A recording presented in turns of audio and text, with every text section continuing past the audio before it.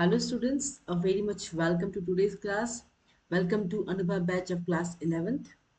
So we are going to start a very new chapter for class 11th, that is Cell the Unit of Life, chapter 8 and unit 3. That means unit 3 का first chapter है cell the unit of life. Okay, अगर आपको content अच्छा लग रहा हो like share subscribe जरूर करें हमारे चैनल को। और आपको रेगुलर 11 12 दोनों के कंटेंट मिलेंगे जो आपको बहुत हेल्प होने वाले हैं बोर्ड एग्जाम्स के लिए भी, प्लस जो बच्चे नीट की तैयारी करें उनके लिए भी। ओके, तो with this positive energy let's start today's class. सबसे पहले अगर हम बात करें what is a cell. Cell क्या है? Basic unit of life. बगैर सेल हम सरवाइव नहीं कर सकते। हमारे बॉडी में बहुत सारे सेल्स हैं, जैसे कि न्यूरन हो गया, मल्टी सेल है, हमारे पास ग्रुप ऑफ सेल्स है, टिश्यूज है। तो हम पहले सेल के बारे में पढ़ेंगे, है ना। Cell is the very basic unit of life. बगैर सेल एक कोई भी ऑर्गेनिज्म हो, चाहे वो प्लांट हो चाहे वो एनिमल हो, वो सरवाइव नहीं कर सकता। ओके, तो सेल क्या है? इट्स स्ट्रक्चरल और functional unit of life. Structural और फंक्शनल यूनिट ऑफ लाइफ। अगर हम बात करें कोई भी ऑर्गेनिज्म हो, तो सेल के बेसिस पे वो कैसे क्लासिफाई हो सकते हैं? पहला, यूनिसेलुलर मतलब सिंगल सेल्ड है। ओके, तो कुछ ऑर्गेनिजम्स ऐसे होते हैं जो सिर्फ सिंगल सेल से ही बने होते हैं, उन्हें कहेंगे यूनिसेलुलर ऑर्गेनिज्म। जैसे कि बैक्टीरिया हो गया, या फिर अगर हम एमीबा बनाए इस तरीके से, एमीबा हो गया, है ना। तो ये सिंगल सेल्ड ऑर्गेनिजम्स हैं। ओके, अगर हम बात मल्टी सेलुलर की करें, मल्टी सेलुलर मतलब it is made up of many cells, मतलब जो ऑर्गेनिजम्स बहुत ज्यादा सेल से बने, लाइक ह्यूमंस की बात करें, हमारे पास बहुत सारे सेल्स हैं, है ना। We are made up of multi cells, जिसको कहते हैं मल्टी सेलुलर ऑर्गेनिजम्स। एग्जाम्पल अगर बात की जाए तो जो हायर एनिमल्स हैं और हायर प्लांट्स हैं, उनमें जो है मल्टी सेलुलर ऑर्गेनिजम्स है ये। ओके, जैसे हमारा ब्रेन सेल्स हो गए, नर्व सेल्स हो गए, हार्ट हो गया, ये सब में हमें बहुत सारे सेल से हमारी बॉडी बनी हुई है। तो इसीलिए हम better example of multi cellular organisms है। अगर हम बात यूनिसेलुलर की करें, तो ये independent, they are capable of independent existent. Okay, अगर anything less than cell doesn't ensure independent living. That means cell से अगर कुछ भी कम हुआ तो दैट मीन्स वो इंडिपेंडेंट लिविंग नहीं कर रहे हैं। जैसे कि वायरस नॉन सेलुलर है, इनके पास सेल ही नहीं है। वायरस जो है ये बहुत ही खतरनाक है।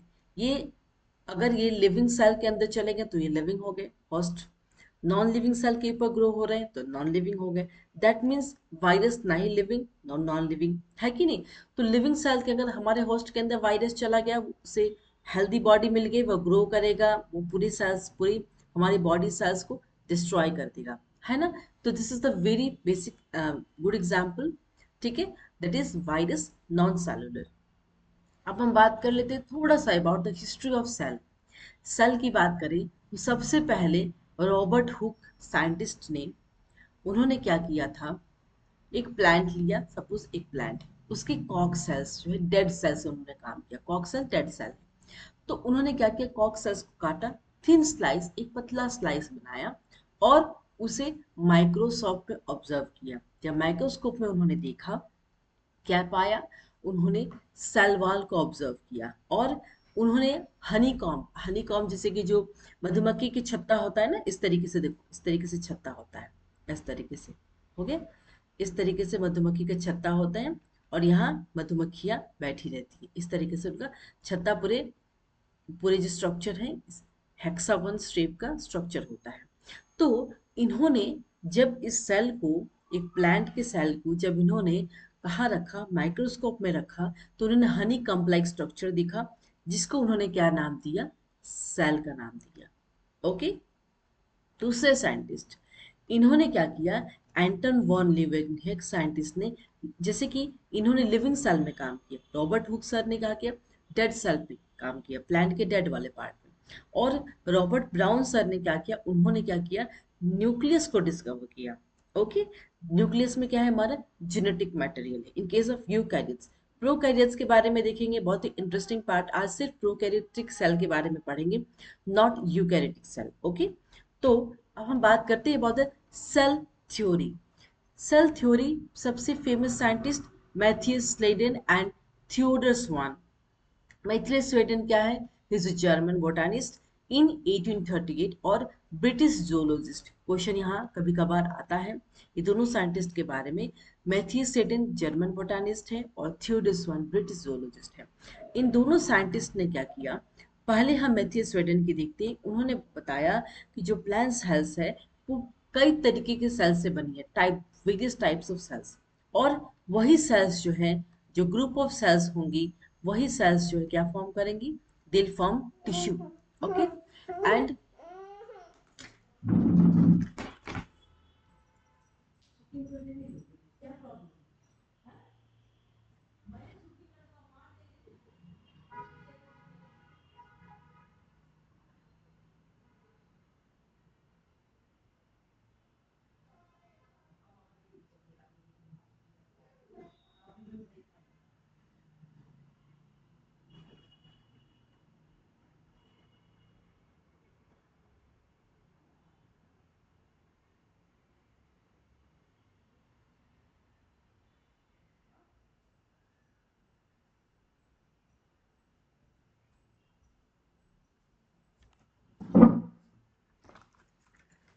Sorry for the disturbance.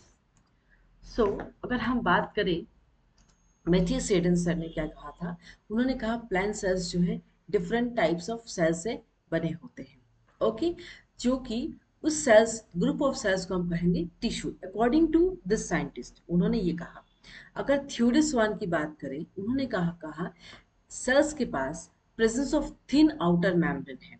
ठीक है, तो दैट मीन्स प्लांट सेल के पास क्या है, एक पतला सा आउटर मेम्ब्रेन है जिसको कहेंगे plasma membrane according to Theodor वन। उन्होंने ये कहा दैट मीन्स सेल वॉल के पास यूनिक फीचर है। ओके और organisms are made of cell. अगर ऑर्गेनिजम्स प्रेजेंट है तो वो किससे बने, सेल से, सेल एंड इट्स प्रोडक्ट। लेकिन इन दोनों साइंटिस्ट कहा चुके, they didn't explain how new cells are formed। that means जो प्लांट के नए सेल्स बन रहे हैं वो कहाँ से बन रहे हैं वो एक्सप्लेन नहीं कर पाए। तो इसके बाद कुछ मॉडिफिकेशंस हुई और उस मॉडिफिकेशंस के बारे में पढ़ते हैं। ओके चलिए, अगर हम बात करें, साइंटिस्ट का नाम है रुडोल्फ विर्चो। 1855 में उन्होंने एक्सप्लेन किया कि सेल डिवाइड कर रहे हैं और न्यू सेल्स फॉर्म कर रहे हैं। कहाँ से? From pre existing cells, that is omni cellulae cellular. That means इस साइंटिस्ट ने एक्सपेरिमेंट करके प्रूव किया कि जो नए सेल्स हैं वो सेल्स कहाँ से मिल रहे हैं, फ्रॉम प्री एग्जिस्टिंग, जो पहले सेल्स एग्जिस्ट कर रहे हैं वहीं से नए सेल्स फॉर्म हो रहे हैं। क्लियर है? दैट मीन्स ये इन्होंने क्या किया, स्लेडन और स्वान के हाइपोथेसिस को थोड़ा सा मॉडिफाई किया और उन्होंने क्या किया, सेल थ्योरी को एक फाइनल शेप दिया। सेल थ्योरी को एक फाइनल शेप दिया। दैट मीन्स सेल थ्योरी अगर हम बेटर वे में जाने तो सेल थ्योरी क्या होता है, जितने भी ऑर्गेनिजम्स हैं वो किससे बने हैं, सेल से बने हैं या तो प्रोडक्ट ऑफ सेल्स।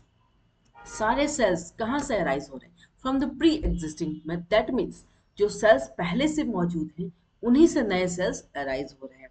ये किनका थ्योरी था, रुडोल्फ विर्चो सर का। ओके दैट मीन्स उन्होंने ये भी कहा कि activities of an organism are the outcome of sum total activities and interactions of its constituent sales.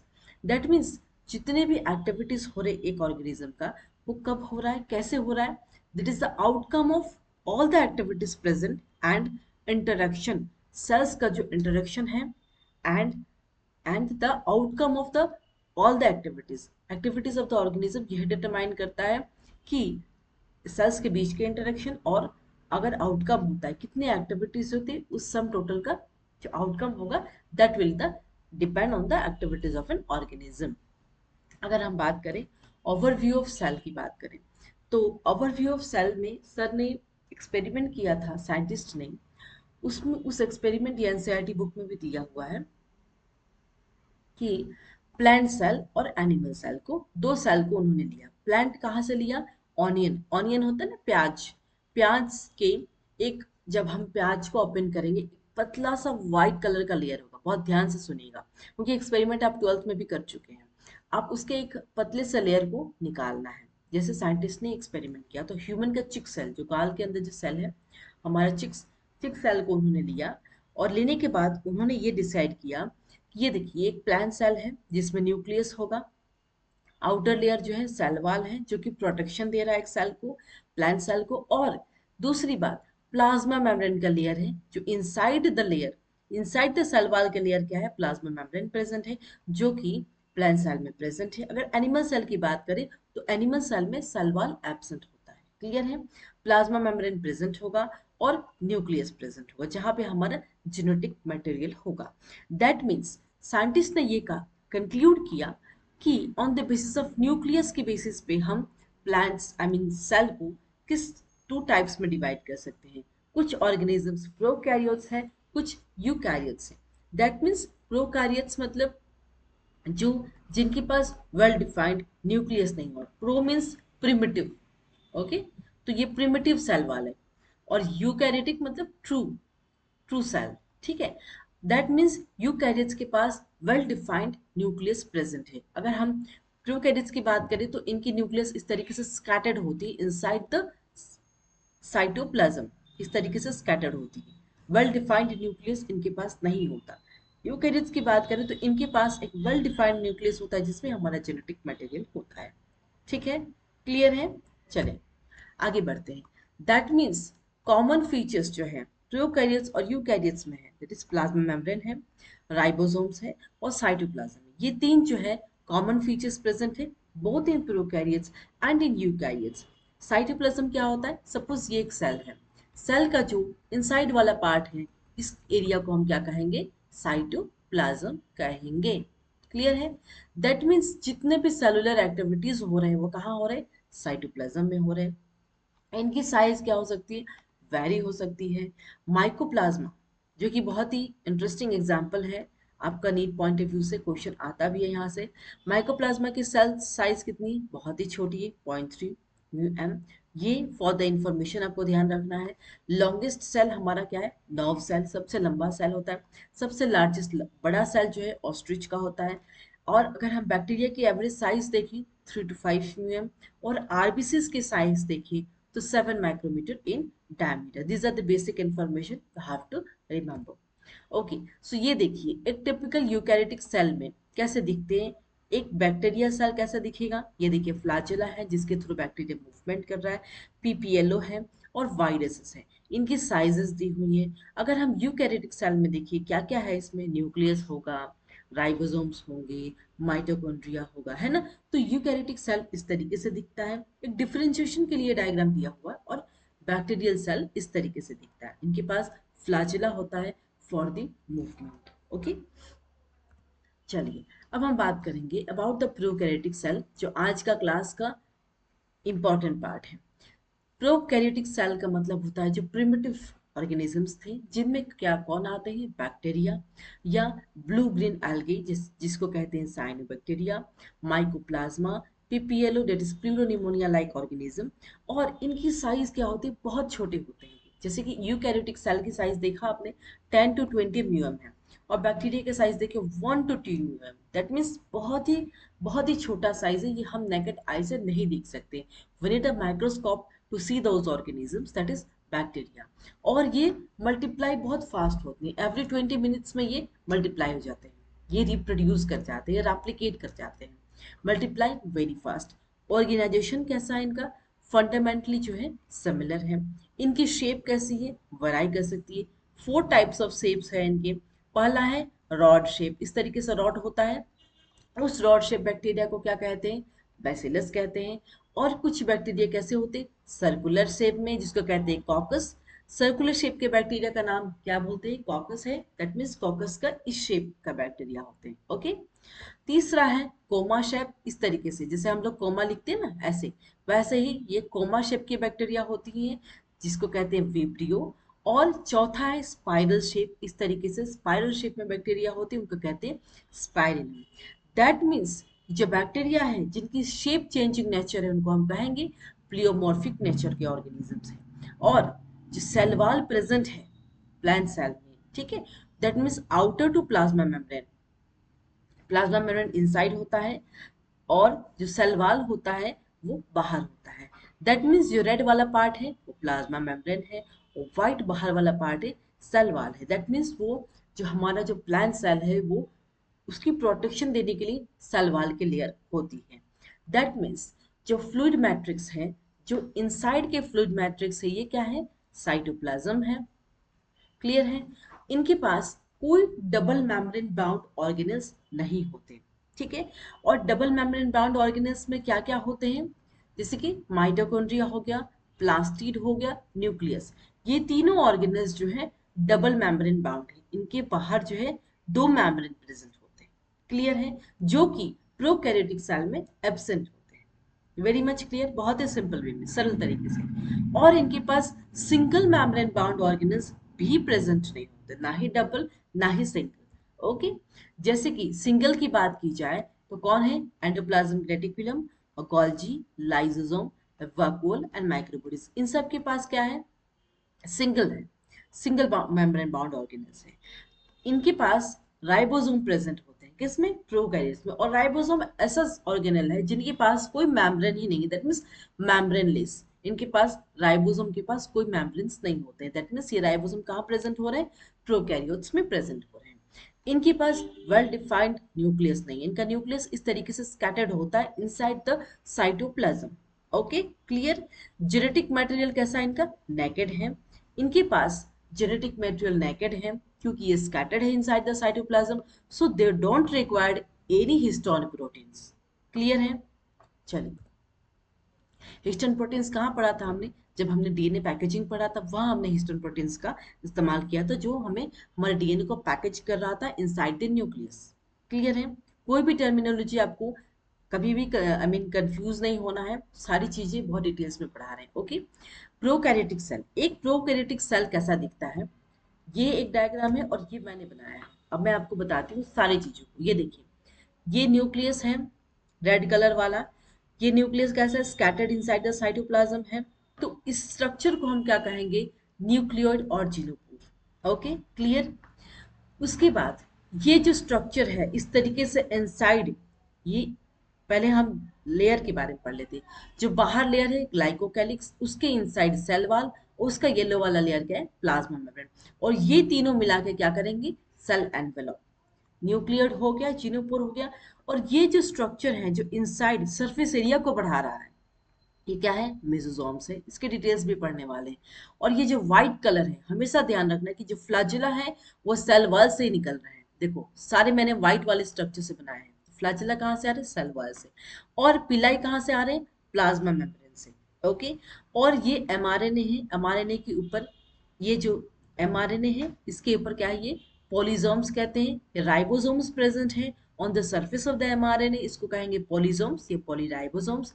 ये इंक्लूजन बॉडीज हैं। और ये राइबोसोम्स है बिल्कुल ही सेल मेम्ब्रेन के बिल्कुल ही करीब में। और ये क्या है, प्लाज्मिड है। ठीक है। तो ये एक बैक्टीरियल सेल इस तरीके से दिखता है। ये सारे इसके पार्ट्स है। अगर हम इस डायग्राम को देखें, बैक्टीरियल सेल स्ट्रक्चर को, ये देखिए, ये न्यूक्लियोइड है, दैट इज द डीएनए जो कि स्कैटर्ड वे में है। ये प्लाज्मिड है, ये फ्लैजिला है जो मूवमेंट में हेल्प कर रहा है बैक्टीरिया को। ये राइबोसोम्स है, ये पिलाई है जो कि मैंने दिखाया है। बाहर वाला मेम्ब्रेन क्या है, अंदर वाला सेल वॉल, बाहर वाला सॉरी सेल वॉल, अंदर वाला प्लाज्मा मेम्ब्रेन। ये साइटोप्लाज्म है और राइबोसोम्स है। ये कैप्सूल है, ये सेल वॉल है और ये प्लाज्मा मेम्ब्रेन। सेल वॉल के अंदर प्लाज्मा मेम्ब्रेन और बाहर वाला लेयर क्या है, ग्लाइकोकैलिक्स का लेयर है। ओके, क्लियर है, वेरी मच क्लियर। तो इस तरीके से एक बैक्टीरिया का सेल स्ट्रक्चर हमें दिखता है। अब हम बात करेंगे, डिटेल्स में जाएंगे, जो भी हमने पार्ट्स पढ़ी उसके बारे में। अगर हम जेनेटिक मटेरियल की बात करें तो हमारा जेनेटिक मटेरियल बैक्टीरिया कहाँ है, साइटोप्लाज्म में स्कैटर्ड है। और उसको हम कहेंगे न्यूक्लियोड या जीनोपोर। वो कैसे होते हैं, डबल स्टैंडर्ड। हमारा हमारा जो डीएनए होता है वो कैसा दिखता है, ह्यूमन के केस में वो लीनियर होता है। उनका उनका शेप कैसा होता है, लीनियर होता है, डबल स्टैंडर्ड होते हैं। अगर हम बात बैक्टीरिया की करें तो उनका शेप कैसा होता है, सर्कुलर होता है। इनका मेन जीनोमिक डीएनए इनके पास है।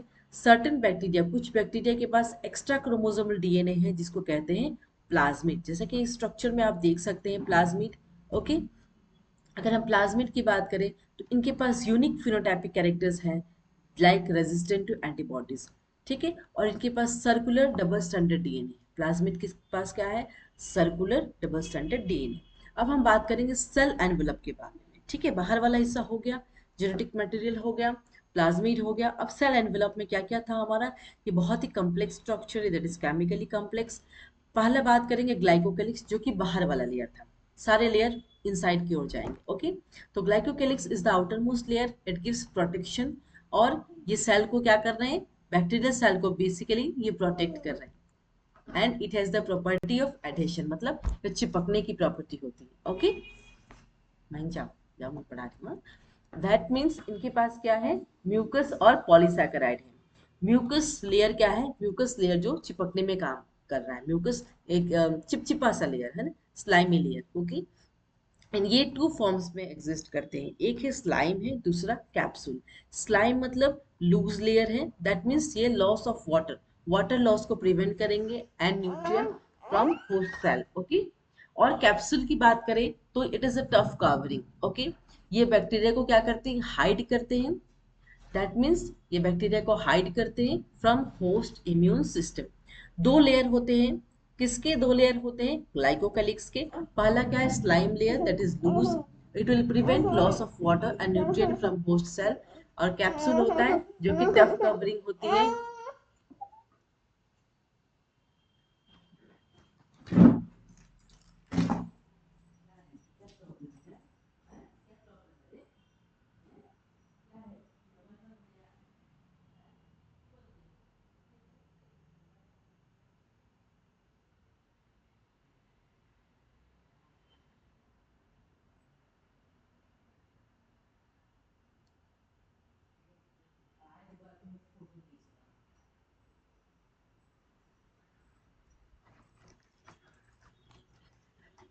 सो ग्लाइकोकैलिक्स के पास दो लेयर होता है, दैट इज एक स्लाइम लेयर, दूसरा क्या है, कैप्सूल।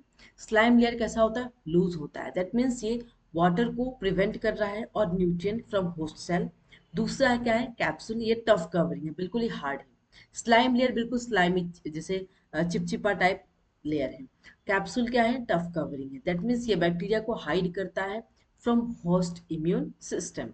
ओके, अगर हम बात करें, ये प्रोवाइड करते हैं, क्या प्रोवाइड कर रहे हैं capsule, sticky and gummy character, इनके पास स्टिक, ये चिपकने का काम कर रहे हैं। ओके, दूसरा सेल वॉल।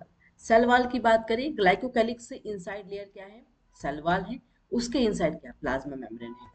ठीक है, तो सेल वॉल क्या है, शेप, बैक्टीरिया को एक शेप प्रोवाइड कर रहा है, और प्रोटेक्शन, जो बैक्टीरिया है उसको प्रोटेक्शन प्रोवाइड कर रहा है cell wall. It is composed of peptidoglycan.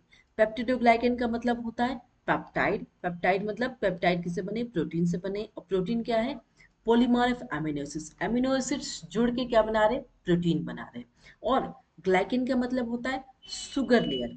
Sugar क्या क्या प्रेजेंट है, एन एसिटाइल ग्लूकोजामाइन और N acetyl, N acetyl muramic acid. Okay, so these are the sugars that are present in the layer of, that is cell wall layer of bacteria। और cell wall किससे बने, peptidoglycan. और ये भी NEET point of view से आपके लिए important है। सेल वॉल किस में एब्सेंट है, माइकोप्लाज्मा में।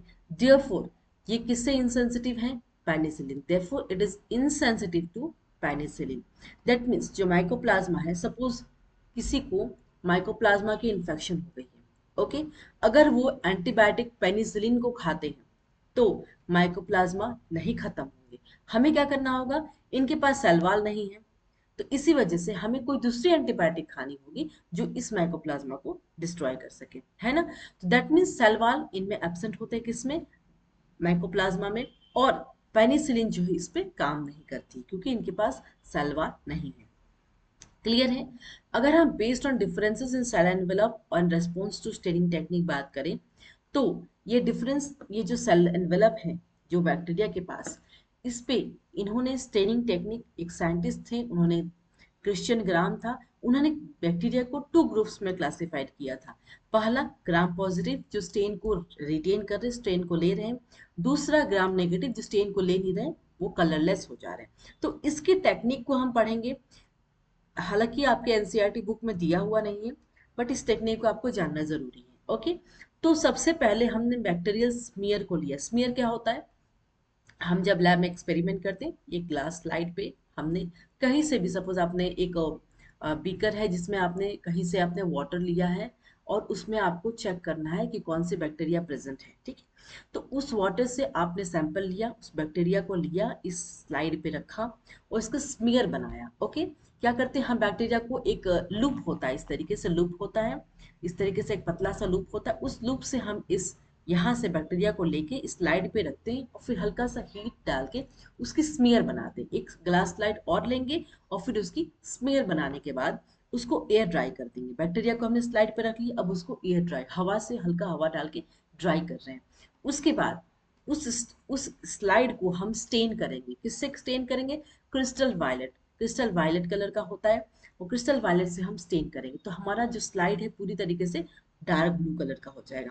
फिर हम क्या करेंगे, उसे हल्का सा टेप वाटर पे रखेंगे उस स्लाइड को, और जो एक्सेस स्टेन है उसको हम रिमूव कर देंगे, पानी से धो देंगे। उसके बाद हम स्टेनिंग करेंगे जिसका नाम है मॉर्डेंट यूज करेंगे, और उस मॉर्डेंट में क्या होगा, आयोडीन होगा उस डाई को फिक्स करने के लिए।